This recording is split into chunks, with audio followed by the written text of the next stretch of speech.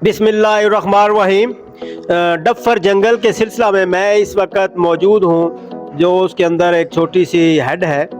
वहाँ पर ये आपको हेड दिखा रहे हैं, ये से नहरें निकल रही हैं, तो आपको दिखाते हैं। यहाँ से इस एक नहर से आगे 5 नहरें जो हैं, आगे जो हमारा डफर जंगल है उसको फॉरेस्ट को सैराब करने के लिए छोटी छोटी नहरें निकाली गई हैं। ये देखें, ये पुराना हेडवर्क्स है। तो ये 5 नहरें हैं, थोड़ा थोड़ा पानी लेकर आगे पूरे जंगल को सैराब किया जाता है। ये एक यहाँ पर नलका लगा हुआ है। ये देखें, यहाँ मेरे बैक साइड पे आपको जंगल नज़र आ रहा है, ये सफ़ेदे का जंगल है।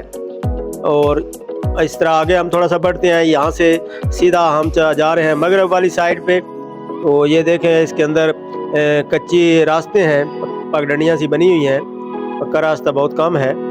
तो ये मेरी साइड पे देखें, आपको राइट साइड पे एक घना जंगल नज़र आ रहा है।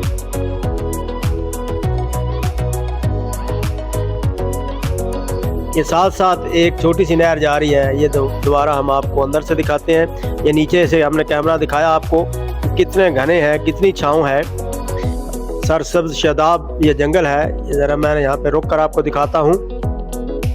ये देखें।